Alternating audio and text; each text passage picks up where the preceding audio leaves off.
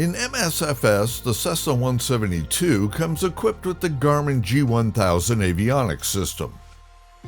This all-digital GPS-based avionics system replaces the more traditional six-pack, a set of analog pitot, static, and gyroscope-based steam gauges. The G1000 is referred to as a glass cockpit. Be aware that MSFS does not do a full simulation of the G1000. It simulates a lot of it, but not everything is implemented in the sim. The G1000 consists of 3 panels in the Cessna 172. On the left is the primary flight display, or PFD. The center vertical panel is the audio control panel, and the right side has the multi-function display, or MFD. This video will cover the basic functions of the PFD. In the interest of brevity, the audio control panel and MFD will be covered in a subsequent video. In the description of this video, you'll find a table of contents that'll let you jump to a specific area of this video, along with a link to the Garmin G1000 avionics system manual. Before we get started here, I just want to point out that making a video like this can be risky in terms of pointing out what hasn't been implemented in this version of the sim. As such, you'll find the version number of the sim in the video description so that you'll know if this video is accurate for your version. One of the elements of focus for the Asobo dev team is to fix autopilot issues and work on improving the G1000. Elements that I point out as missing may actually be in the sim by the time you watch this video. That being said, here we go. In the 172, the PFD provided is Garmin's model GDU-1044B. This modular system implements the GFC 700 AFCS, or Automatic Flight Control System. This includes an autopilot function. There's a cheaper version of the G1000 that uses the GDU-1040 that doesn't include the GFC 700 and AFCS, while the 172's GFC 700 can manage all of the flight control surfaces. It can't control the throttle. I'll start with the PFD's main display elements. As we enable other elements using the controls surrounding the display, I'll cover those when they're activated with their respective controls.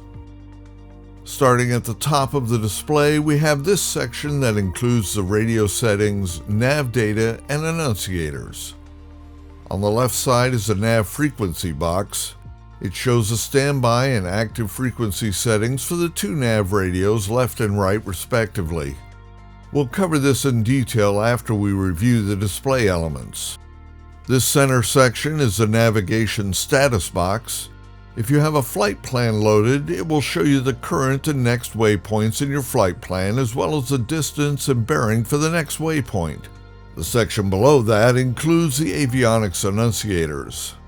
For example, if I turn the autopilot function on, the letters AP are enunciated to indicate that it's active. Roll and pitch annunciators were also activated to indicate they're now being controlled by the autopilot.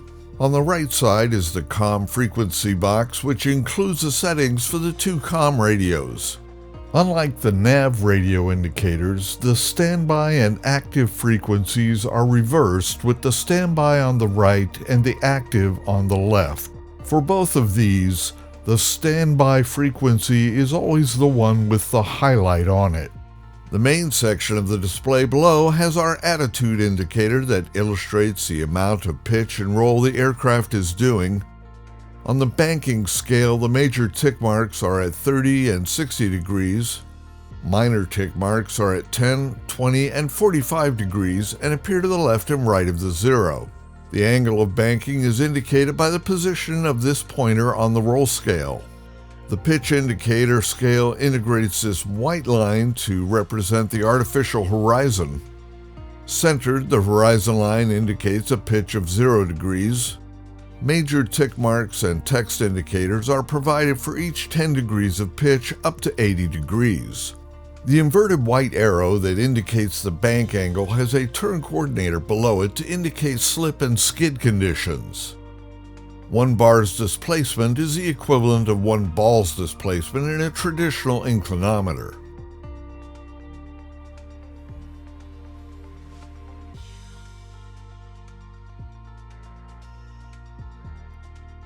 On the left side of the display is the airspeed indicator displayed as a vertical scale.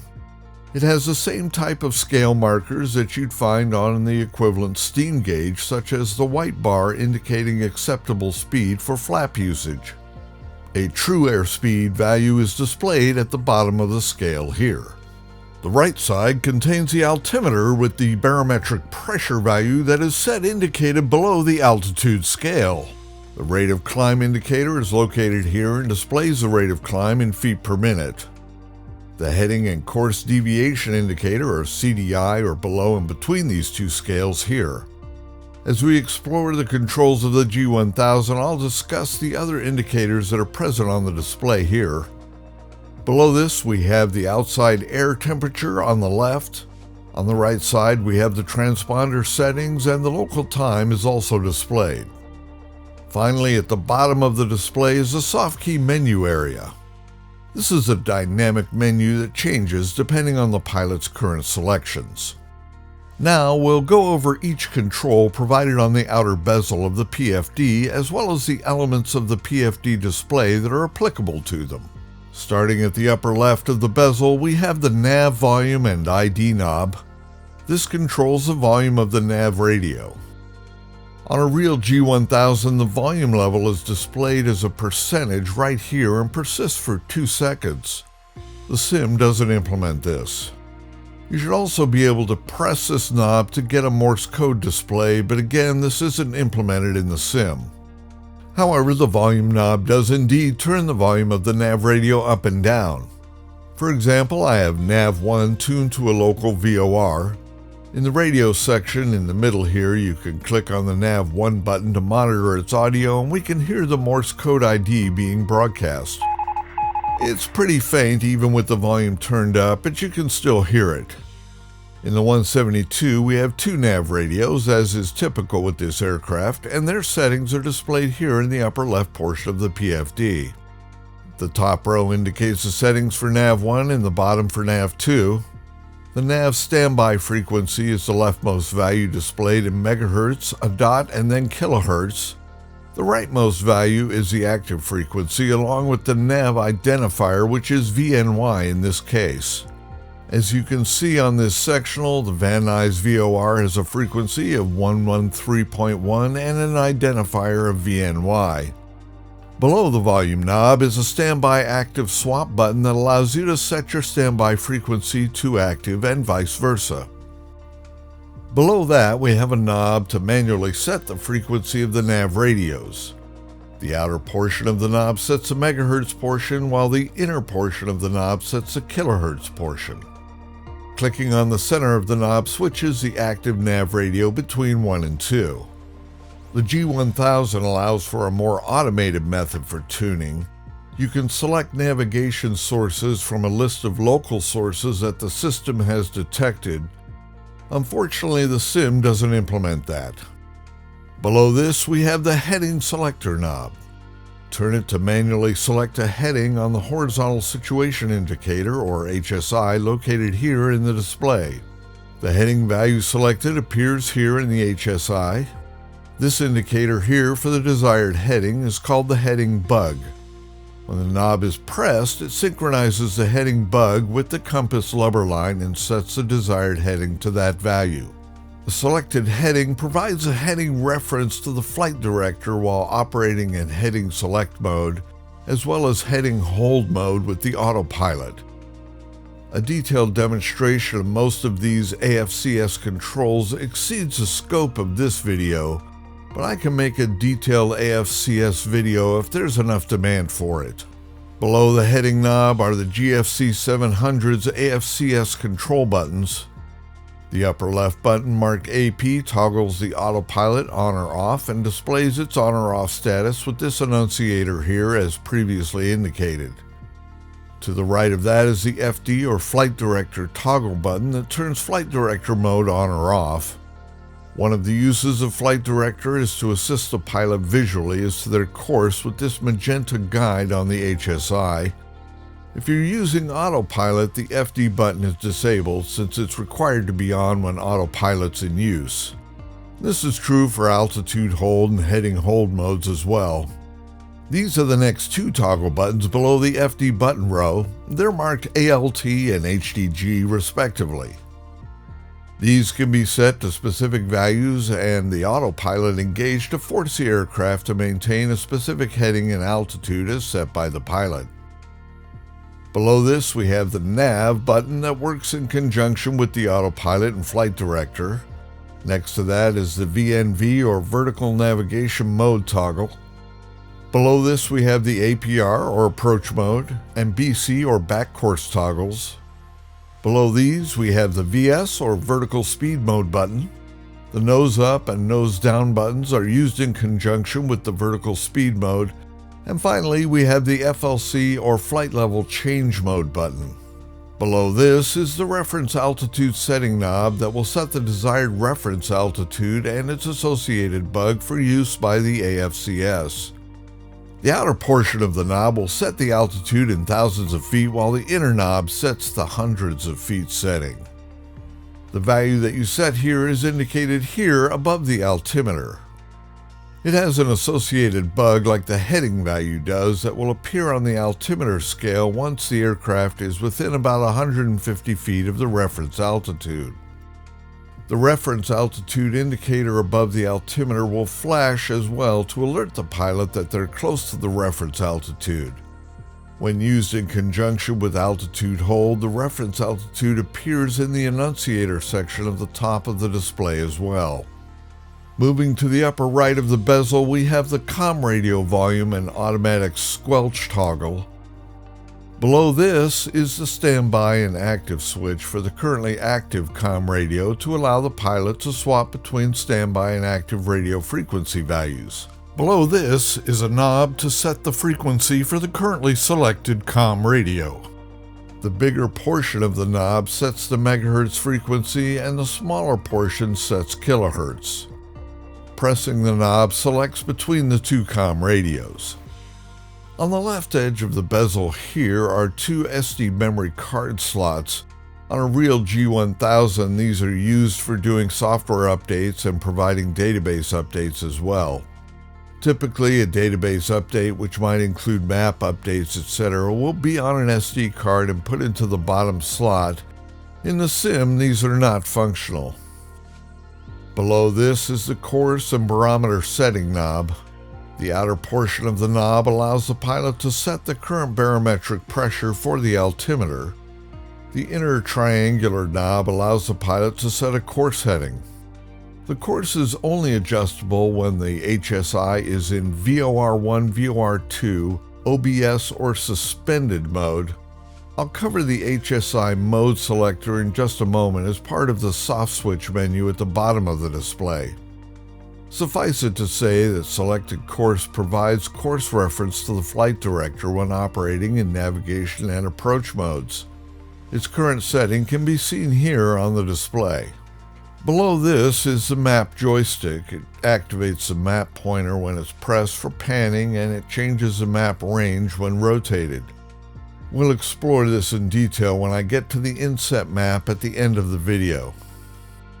Our final set of physical buttons at the bottom of the map begins with the Direct To key. This button allows the pilot to enter a destination waypoint and establish a direct course to the selected destination. You use the FMS or Flight Management System knob to navigate interfaces such as the Direct To's interface here. All of the menus and settings in the Softkey menu at the bottom are controlled using the FMS knob as well as the flight plan interface that we'll see in a moment. Its outer, larger portion is used to move the cursor and the inner, smaller portion of the knob is used to change values. You can push the knob to activate a cursor and then turn it to move the cursor. Not all interfaces in the G1000 need to be activated by a push of the FMS knob. Pressing the Direct To button again will dismiss the display. Next is the menu key. You may have pressed this key and had nothing happen and assume that it's broken. That's partially true. It should bring up a menu pretty much any time it's pressed, but Asobo has only implemented a small subset of what the menu button does on a real G1000.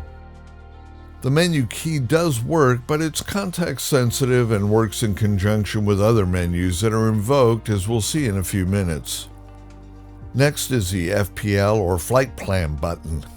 This button activates the Flight Plan interface so that you can see all of your flight plan elements such as the departure and destination and intervening waypoints. You can control its interface using the FMS knob as just discussed. If I close the flight plan and click the button next to it, I open up the landing procedures interface where all of the star and skids procedures are listed. That way I can select one. Without pushing the knob, a highlight is already active so I can move it with the FMS knob. Returning to the flight plan for a moment, I can click on the FMS knob to activate a cursor in the flight plan. Then I can click the inner portion of the FMS knob and add a new waypoint like this. Notice that it says to press the ENT or enter button to accept it, like this. Now I have this extra waypoint at the top of my plan. To get rid of it, I press the FMS knob and make sure it's selected. Then I press the CLR or clear button and it's deleted like this. I press the FMS knob center once again to return to its non-selected state. Then I press the flight plan button once again to dismiss its interface. Moving to the bottom of the PFD, we have a row of buttons with arrows on them. These are the soft keys. The display tells us what a given button will do at any time. Starting at the far right, we have the alerts button. Just for demonstration purposes, I'll create a simple alert by reducing the RPM to the point that the alternator stops charging the batteries. Now you can see there's a text message of standby battery on the display, and the alert Softkey indicator is flashing and displays the word caution with a yellow background. If this were a critical alert, it would be red and say alert. You can clear the alert by clicking on its Softkey like this. Click on it again to see a list of critical alerts. In our example here, there are none. If the list was long, you'd use the FMS knob to scroll the list. Click the Softkey to dismiss the alert display. Our next Softkey is the nearest airport button. You can scroll through the names of the airports and their tower frequencies.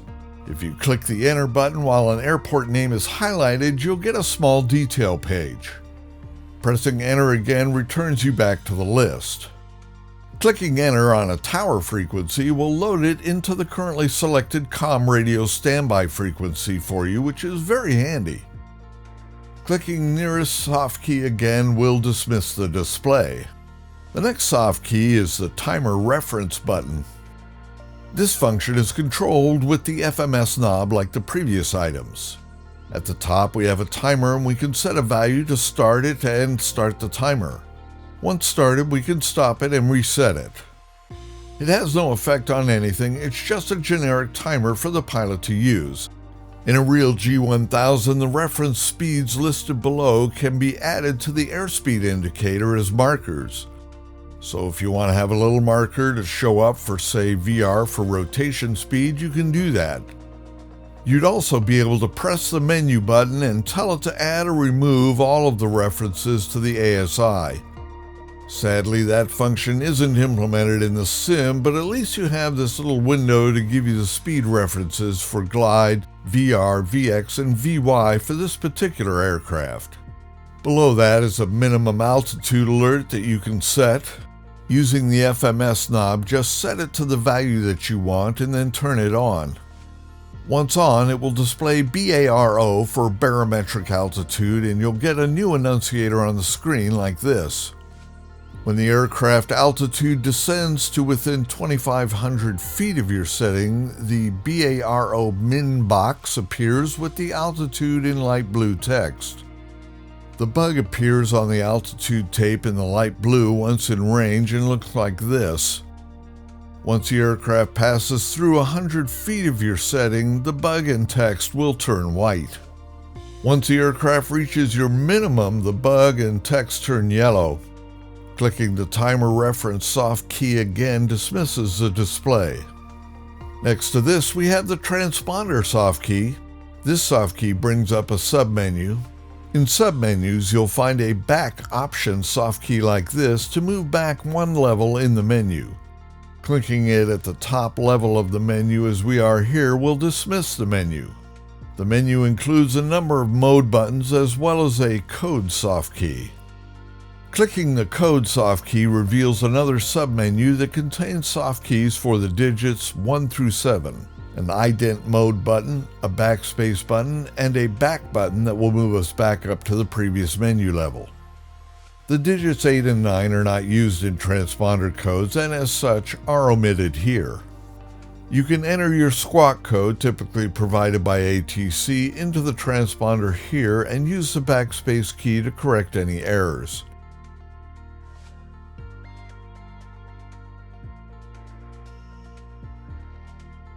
Pressing the ident Softkey while in mode or code menus will initiate the ident function. After 45 seconds of inactivity, the system will revert back to its top-level mode softkeys. We'll get to the ident mode in a moment. Back to our modes, a real G1000 offers a ground mode, but the simulator lacks this, so I won't cover it here. Standby mode can be selected at any time. In standby mode, the transponder does not reply to any interrogations. New squawk codes can be entered by pressing the code Softkey as previously described. On mode can be selected at any time by pressing the on Softkey. On mode generates mode A and mode S replies, but mode C altitude reporting is inhibited on the ground. In on mode, a green on indication and transponder code appear in the mode field of the transponder data box. Altitude mode is automatically enabled when the aircraft becomes airborne. You can manually override this and turn it on at any time. While active, a green ALT indicator appears in the transponder data box. While in altitude mode, all transponder replies for altitude information are responded to with the pressure altitude information. Back at the mode menu, the VFR button allows us to revert the squawk code to 1200. The default 1200 value is not modifiable by the pilot. The ident Softkey will transmit the distinct transponder identity value to ATC. While the function is active, the letters ident will appear in the transponder data box for 18 seconds. Sometimes the sim will neglect to clear the value after the allotted time. Click back until you get back to the top-level Softkey menu. Following this, we have the ADF DME controls. I rarely use ADF due to the very low number of available beacons. You can set a value here using the FMS knob and then press the middle of the knob to accept the value. As indicated, you can set the value into the ADF by pressing the ENT or Enter button. You can change the DME source. Using the larger part of the FMS knob, you can move the cursor over to the radio selector and choose Nav 1 or 2 with the smaller part of the FMS knob. Clicking the ADF DME Softkey again dismisses the display. Moving left, the CDI mode Softkey is next. Right now it's set to GPS as indicated by this annunciator on the CDI heading indicator here. Pressing the CDI Softkey to switch between VOR1, VOR2, and GPS, you can see the CDI indicators change here. Next is the PFD or Primary Flight Display Configuration Softkey that will bring up a new submenu. Our leftmost option is for wind indicator settings. Press the Softkey to bring up the wind indicator submenu. We have 3 display options. Option 1 displays wind direction with headwind and crosswind indicators like this. Option 2 displays wind direction arrow and speed. Option 3 displays wind direction arrow with direction and speed elements. Off obviously turns off any display. Press the back Softkey to return to the PFD main menu. DME displays the main DME information window. Pressing that Softkey again dismisses it. BRG1 is the bearing 1 display and cycles through nav1, nav2, and GPS and waypoint ID with GPS distance and the ADF and frequency. A final press of the bearing 1 Softkey dismisses it. HSI format switches the horizontal situation indicator between a 360-degree and a 180-degree heading display. BRG2 displays bearing information the same as the bearing 1 Softkey does, but this way we can display multiple bearing indicators at once, such as nav1 and nav2 for instance. This button cycles through the same bearing elements that the bearing 1 does. To return from this menu back to the top level, press the back Softkey. Our last Softkey is the inset button for setting the modes on the little inset map here. Pressing inset brings up the inset map submenu. Before we jump into the inset maps menu, let's have a look at the map control joystick on the right bezel. Rotating the joystick control zooms the map in and out. Pressing the center of it enables the map pointer. Once it's enabled, we can use our mouse around the four sides of the joystick where the arrows are to pan the map. Once you see the pan prompt and the arrow cursor, just click the mouse button 1 and hold it to pan the map in that direction. Back at the bottom of the display, we have a couple of options for the inset map when we activate its menu. The first is Topo. I'll zoom the map out a bit here so we can see more. Now you can click on the Topo Softkey to enable the topographical data in the map like this. Clicking the Topo Softkey again turns it off. The other option we have is NexRad, which stands for Next Generation Radar and delivers live weather information to our inset map. Clicking on it now, we see there's no changes to the inset map because I have clear skies set for this demo. Let's change it to Storm and see what we get. There we go. Now we have weather information using the NexRad display format. Clicking the NexRad Softkey again turns it off. At the far left here, we have our final option, Off. It does what you would expect. It turns the inset map off, and once turned off, the system returns us to the top level menu automatically. Press the Inset button Softkey again to re-enable the inset map and return to its menu. Use the back Softkey on the right to exit the menu back to the top and leave the inset map enabled. And that's it. All of these bezel controls are duplicated on the MFD in the co-pilot position. Some of them operate slightly differently or not at all on the MFD. I'll cover the audio control panel and the MFD in the next G1000 video. That's it for this video. I have a link to the manual for the G1000 in the description in case you want to make a deeper dive. Bear in mind there are a lot of functions for the G1000 that the sim does not implement. I hope I showed you something here of use, and if you liked the video, please give it a like as that really helps it. Until the next video, take care.